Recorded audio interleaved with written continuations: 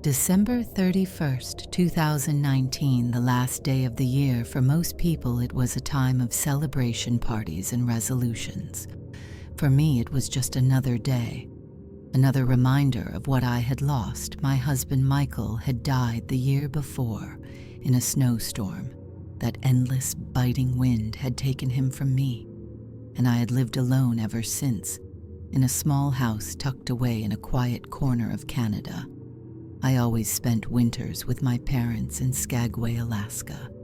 It was our tradition. They had an old cozy home surrounded by dense woods, the perfect place to escape the harshness of life. But last night a snowstorm roared through my area, and I found myself trapped inside. The storm rattled the windows and howled like a wild beast outside. I stayed in my bedroom on the first floor, sipping tea and trying to ignore the loneliness that settled over me.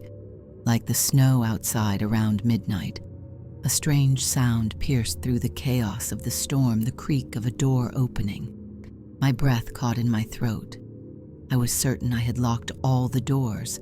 I tiptoed to my bedroom door and strained to hear over the wind. The sound didn't repeat, but my imagination ran wild. I stayed awake for hours, my ears tuned to every creak and groan of the house. Morning came, and when I finally ventured downstairs, the front door was locked, just as I'd left it. I laughed nervously to myself, brushing it off as the wind. "You're being paranoid," I muttered. With the storm subsided, I packed my things, eager to leave the house behind for a while. I loaded my car, double-checked the locks, and began the long drive to my parents' home.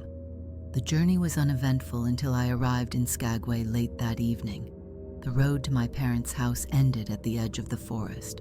From there, a narrow, snow-laden path wound between tall, shadowy trees. It was always a peaceful walk, but that night the air felt different, heavier, as I trudged through the snow, dragging my suitcase behind me. I noticed a figure ahead. A man in a hoodie stood among the trees, watching me. His face was obscured by the shadow of his hood, but his posture was tense, deliberate. I stopped dead in my tracks, my heart pounding. "Hello," I called out, my voice trembling slightly. He didn't respond, just stared. There was something eerily familiar about him, but I couldn't place it. After a moment, he turned and walked deeper into the woods. Vanishing from sight, I hurried the rest of the way to my parents' house, my mind racing. Who was he? Why did he seem so familiar for the next few days? I tried to push the memory of the hooded man out of my mind.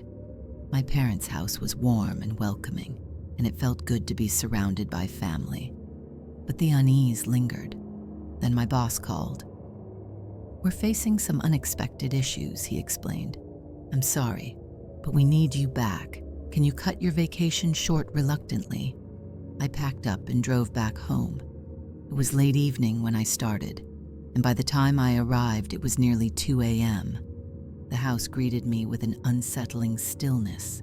As if it had been waiting, I stepped inside and immediately noticed something strange. A pair of coffee cups sat on the living room table. I distinctly remembered washing and putting them away. Before I left, my stomach tightened. Was some here while I was gone? Or had I just forgotten? The thought of being so careless bothered me almost as much as the idea of an intruder shaking it off. I went upstairs and locked my bedroom door. Sleep came fitfully, and at 3 a.m., I woke to the sound of crying. It was faint at first, like a whisper carried on the wind. I sat up, my heart racing. It was coming from downstairs. As I strained to listen, the sound grew louder, more distinct. A low, mournful sobbing echoed through the house. My blood ran cold as I recognized the voice. It sounded like Michael. I leapt out of bed, barely bothering to grab a flashlight. I rushed downstairs, calling his name. Even though I knew it couldn't be him, the living room was empty. The crying stopped abruptly, leaving an oppressive silence in its wake. I turned to head back upstairs, but as I reached the bottom step, I froze. Footsteps behind me. I spun around, and there he was, the man from the woods. He stood in the dim light of the living room, his hood pushed back to reveal his face. It was Michael, but it wasn't. His skin was pale, his eyes, hollow and unblinking frost clung to his hair and eyelashes, and his lips were tinged blue. He stared at me with an expression that was almost sorrowful, but there was something else beneath it, a darkness, an unnatural hunger. I stumbled backward, my knees buckling. The room spun and I hit the floor hard when I woke. Sunlight streamed. Through the windows, I was lying on the living room floor, my body aching from the fall. The house was silent, the air heavy with an unnatural stillness. I sat up slowly, my mind reeling. Had it been a dream, a hallucination? I scoured the house from top to bottom, but there was no sign of anyone else. No wet footprints, frost, nothing. The coffee cups were still on the table, and everything else was exactly as I had left it. But I couldn't shake the feeling that I wasn't alone. That afternoon, I packed a bag and left the house. I didn't care about work or the possibility of losing my job. I just needed to be somewhere else, anywhere else. I called my friend Helena, who lived in a nearby apartment complex. She welcomed me with open arms, no questions asked, as I settled into her spare bedroom that evening. I felt a small measure of relief. The house was behind me, and with it whatever had haunted me. But even now, as I write this, I can't help but wonder, was it really Michael? If it was, what did he want? Why? Why did he come back? And most chilling of all, will he come back again? I'm not sure I want to know the answer before we get into the next story. If you come for the first time, please make sure to subscribe to our channel and press the bell icon for upcoming scary stories. We need your support. Please share these stories with your friends and family. Thanks. It's strange how the city that never sleeps can feel so empty. New Year's Eve in New York City is a raucous symphony of cheering crowds, honking horns, and the occasional drunken serenade. But up here, 20 floors above the chaos, it's just me. The office is quiet, save for the faint hum of the fluorescent lights. I should have been with friends, or at least sipping champagne at home while watching the ball drop on TV. Instead, I was here poring over spreadsheets and ledgers to close the books for the year. Being the manager of a mid-sized finance company meant that when deadlines loomed, my social life took a back seat. Everyone else had left by 5 p.m., eager to escape before the city descended into its annual madness. Even the cleaning staff had clocked out early, leaving the office eerily sterile and devoid of life. I didn't mind, or at least I told myself I didn't. I like the quiet, but the quiet has a way of shifting, morphing into something heavier when you're alone. By the time the clock hit 10 p.m., I was neck-deep in reconciling accounts.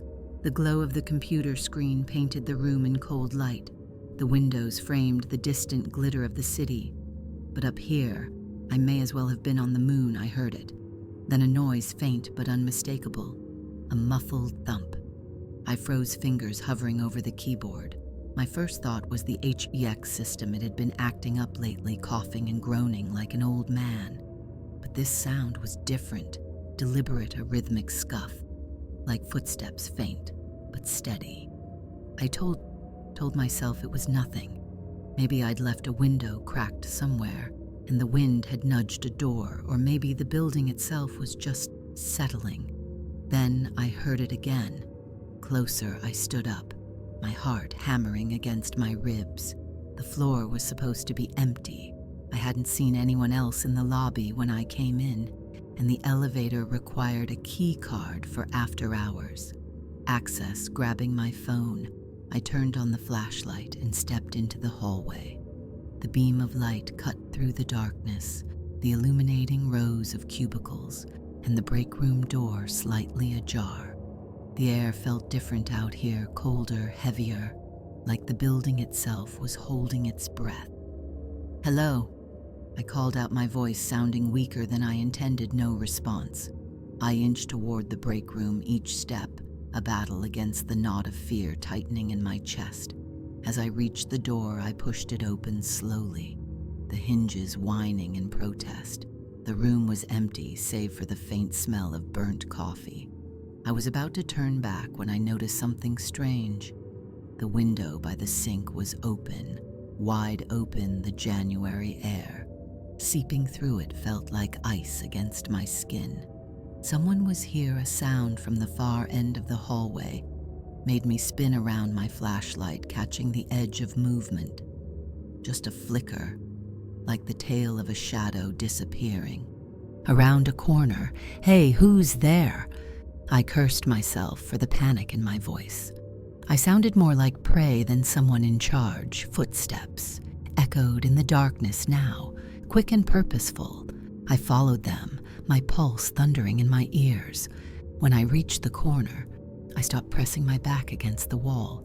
Slowly I peeked around, and there he was, a man dressed in dark clothing, stood by the office supply closet.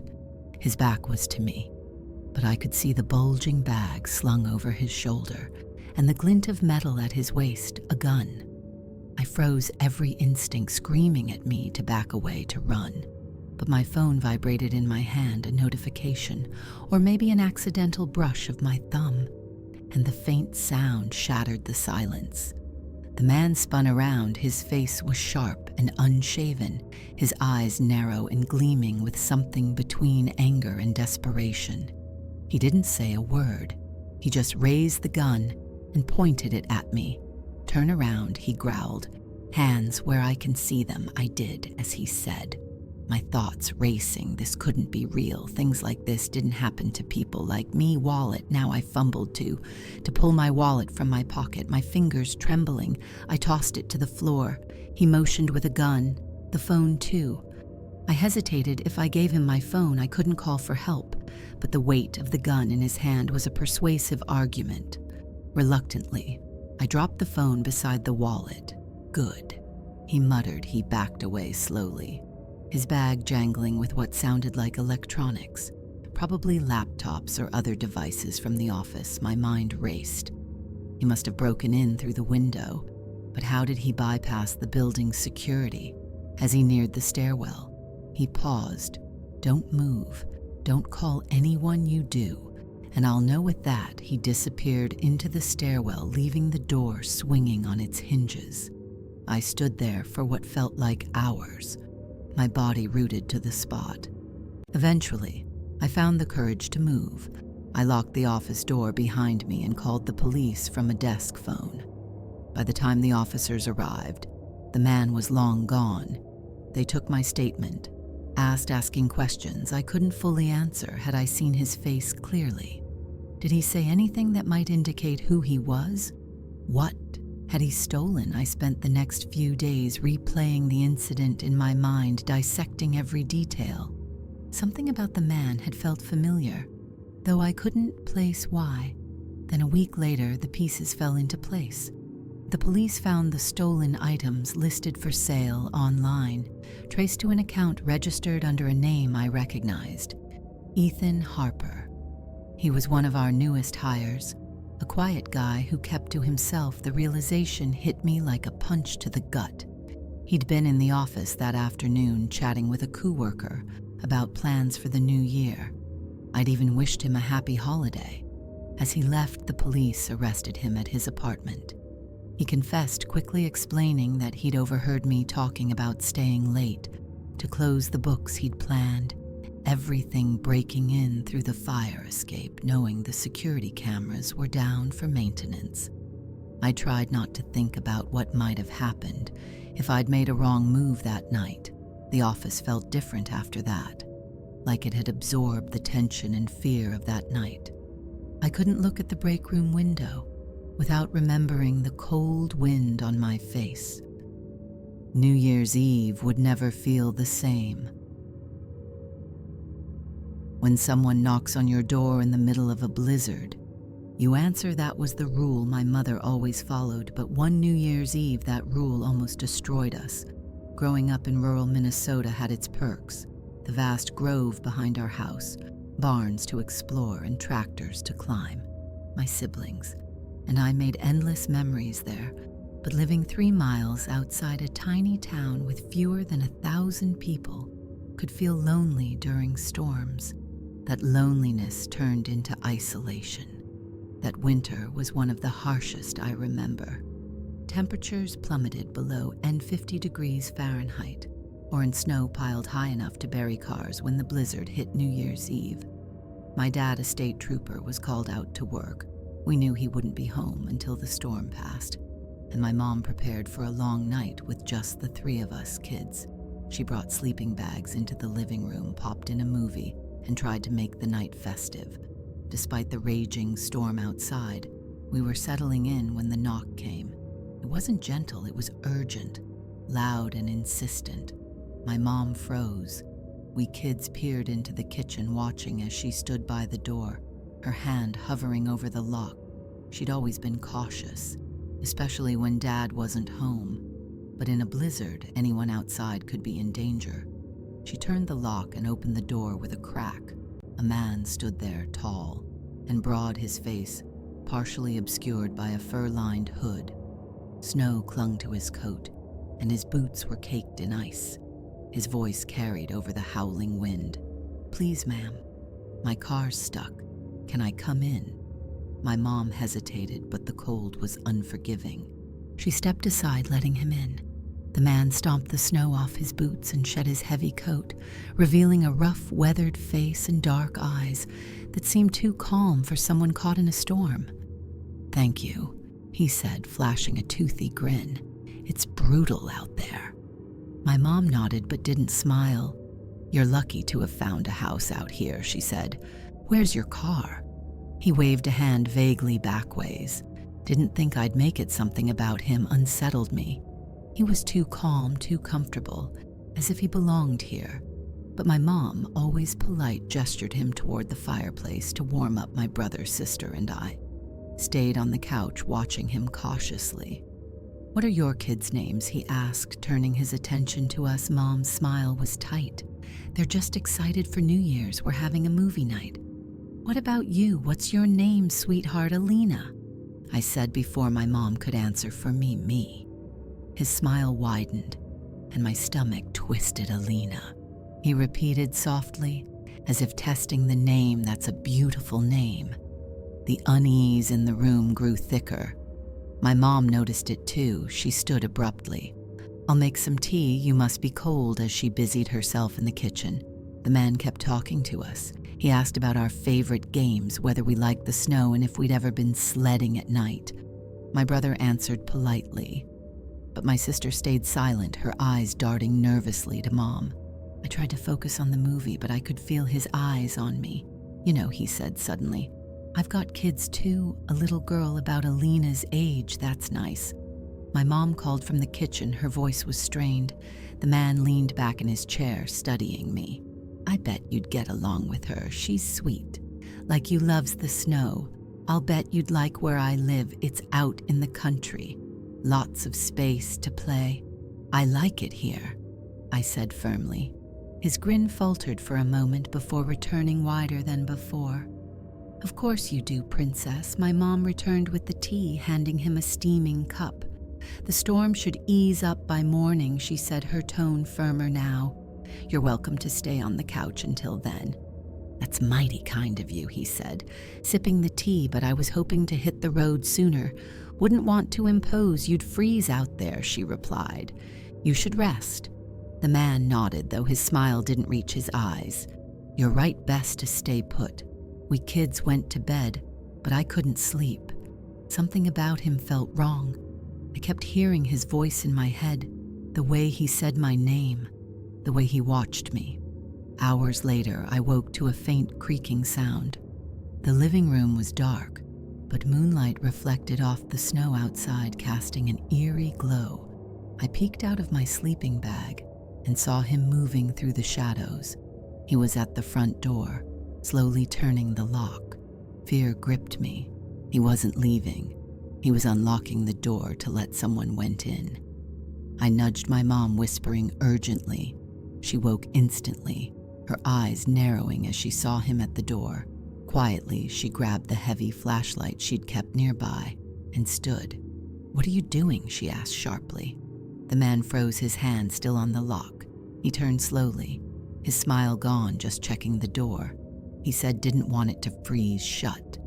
"It's fine," she said firmly. "Come back to the couch." He hesitated, then nodded and stepped away from the door. My mom didn't move until he was back on the couch. The rest of the night was tense. My mom didn't sleep, and neither did I. The man stayed on the couch, but I could feel the danger radiating from him at dawn. The blizzard eased. My mom told the man it was safe to leave. He didn't argue as he put on his coat. He turned to me one last time. "Maybe I'll see you again, Alina," he said, his grin sending a shiver down my spine. After he left, my mom locked the door and called the police. When officers arrived, confirmed our fears. The man's car hadn't broken down. In fact, there was no car. He had been walking through the storm, targeting isolated homes. They found rope and duct tape in his bag, tools for taking someone that New Year's Eve. We learned how close we'd come to disaster. The man wasn't just a stranded traveler. He was an intruder, one who had planned to take me or my siblings. And if my mom hadn't been cautious, we might never have seen the new year.